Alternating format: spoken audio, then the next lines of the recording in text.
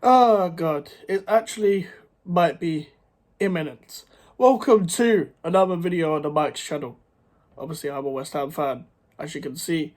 And let's take you back to 2021 season, where it was lockdown still.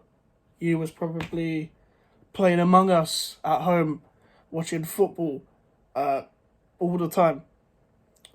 And either on house party, FaceTime, or on your PlayStation talking to your friends.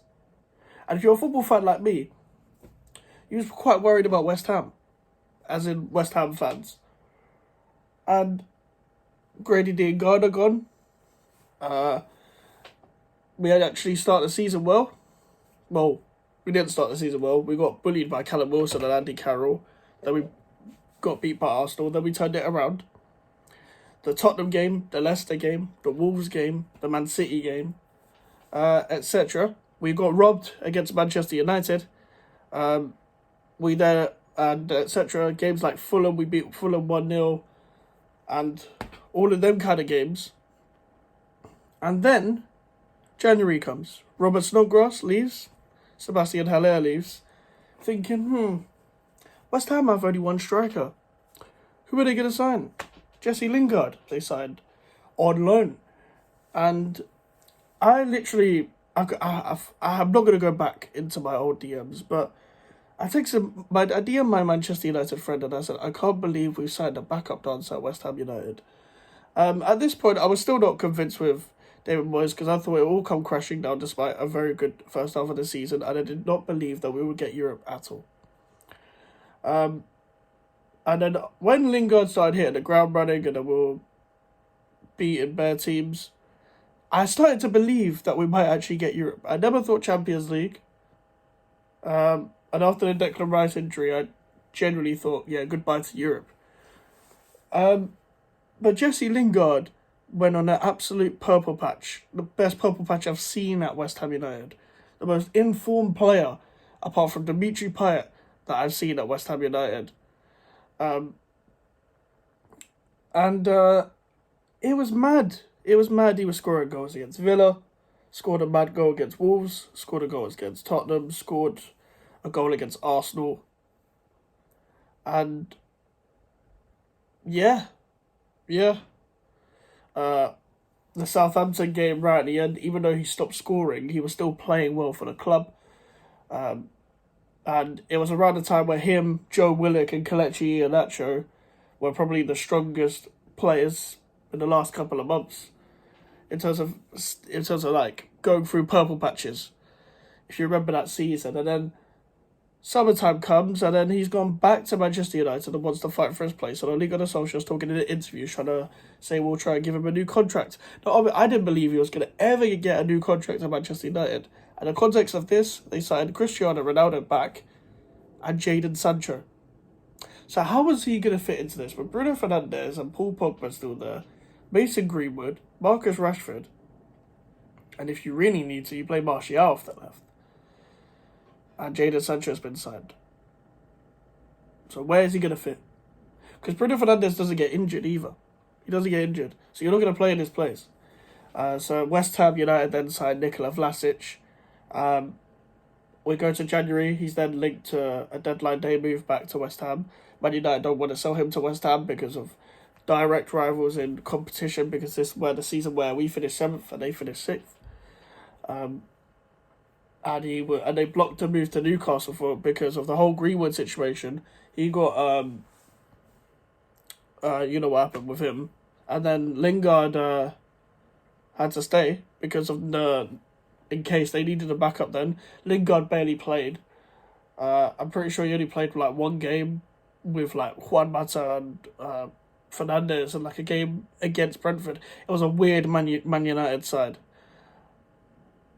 And then it goes to the summer and you're like, okay, Lingard's a free agent. Come on, let's go. And then it drags out. His brother starts chatting shit, as always. I think his brother's his agent. Whoever his agent is. I'm assuming it was his brother. He went off. I'm even pretty sure he responded to a clip that was posted by West Ham Fan TV as well. Went after Nicky Hawkins, and he just started waffling in comment sections, getting triggered, and there was murmurs coming around that Lingard was about to sign for West Ham United by reliable sources, and then all of a sudden, Nottingham Forest fly him everywhere to go and get him. And for more context, Nottingham Forest versus West Ham United is the first game at a City ground, meaning it's the second game of the season. We ended up losing 1-0, and the ball came off Lingard, and I think Awoyeni scored. And Jesse Lingard got replaced straight away by Morgan Gibbs-White. He barely played, scored twice against Tottenham in a cup to knock him out. And that was it. He then became a free agent. Forest and West Ham both were in the relegation battle. We won the Conference League. And here we are today. Well, we're talking about signing him up again. Let me give you the pros and cons. It's not many pros, really. The Europa League squad... I'm just going to start with the cons. The Europa League squad has just been announced, and we can't add any more people to the group stage. So are we signing him just to play against Lincoln? Because I can't see him really playing in the Premier League. But knowing Moyes, he'll probably play over Fornals. He'll probably play over Kudus. Fucking up. We've got Kudus, Paquetá, and Fornals, but we're trying to re-sign Lingard. I've tweeted this before. Where is he going to play? Is he going to play off the right? Is he back up for the right-hand side? We've needed backup for the right-hand side for a while. We don't need anyone off the left. We've got Ben Rama, we've got Cornet. We don't need anyone in the middle. So where is he going to play? False 9? False 9? Is that where we're playing him? Because he plays Danny Ings there, and really should be playing Mubama. So Jesse Lingard's going to play for West Ham United against Ipswich in a behind closed doors friendly on a Thursday. So that's tomorrow. And Jesse Lingard as a character, a very likeable man. Very likeable. Family man, been through a lot, turned his life around. I never knew what he went through until he signed for West Ham, until I saw all these things. I didn't know what he was going through. I never knew this. And the dressing room vibes with that West Ham squad, in the whole lockdown squad, the David Martins, the Ryan Fredericks, Mikel Antonio Cresswell, Rice, Lingard, Noble, the whole pouring flour Noble's head in the gym when it was his birthday and stuff like that. Him getting back into the England squad and doing stuff like that. Playing against, what was it? I think it was San Marino, and peppering their goalkeeper. It was just nice to have someone of that character in the squad.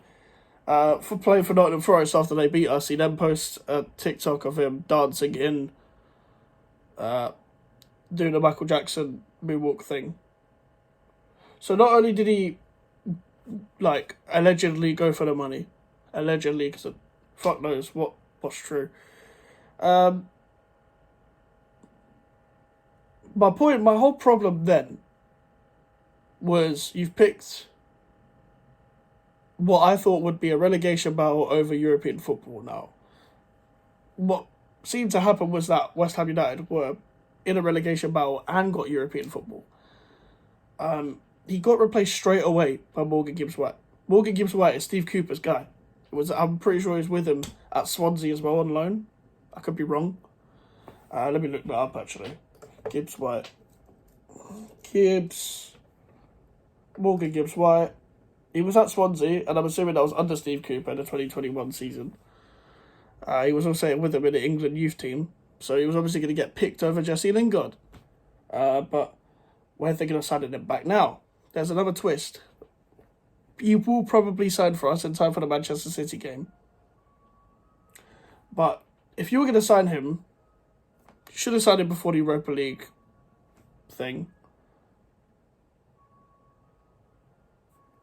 What was the point after that?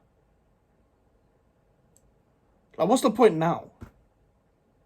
It's not the same Jesse Lingard. He comes with the same baggage. He wants to make amends with the fans. If you was going to make him... Listen, you should have known. I don't care if it's your boyhood club or not.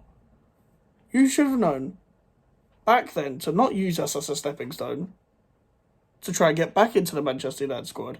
You should have known that Manchester United didn't care about you anymore after they didn't give you a send-off. Like, fucking... in that season where you went back to Manchester United. They signed Jadon Sancho. They've moved on from you at the time. And with that context back then. And you still stayed. He actually scored against us. His only goal was against us. No, 2 goals. He scored against Newcastle as well. I'm pretty sure he scored against us. No, he did score against... It was the same game Ronaldo scored against us. And they beat us 2-1 right at the end. With Noble missing a penalty.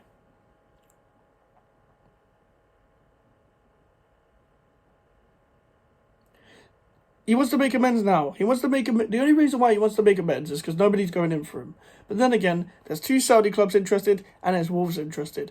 If Jesse Lingard doesn't sign for West Ham United now, not only is that on David Moyes, it's on the whole club. Mark Noble, everyone. Because I didn't really want him in the first place. Like, in terms of the first place this season. I wanted him to sign 2 years ago. I wanted him to sign last year. But I've had to wait an extra 2 years just so we can maybe revive some form of a player that played well 2 years ago. That won't be as much of a regular starter anymore. We're going to give the guy Lanzini minutes. Is it worth it? Short-term contract, yes, but everyone is now trying to welcome him back online. Have you just forgot the way he just, forgot about us? I was never attached. But you should have been attached to West Ham at the time. Because we gave you your career back. And you fucked your own career. You fucked it. You should have pushed for a move. And you should have gone to West Ham last year. So if Jesse Lingard does sign for West Ham, you will get my support. But I don't see the point. Just my opinion. Let me know what you guys think in the comments.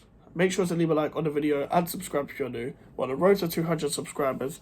My social medias are in the description if you want to follow me, and the email for the inquiries. I'll see you guys later. Goodbye.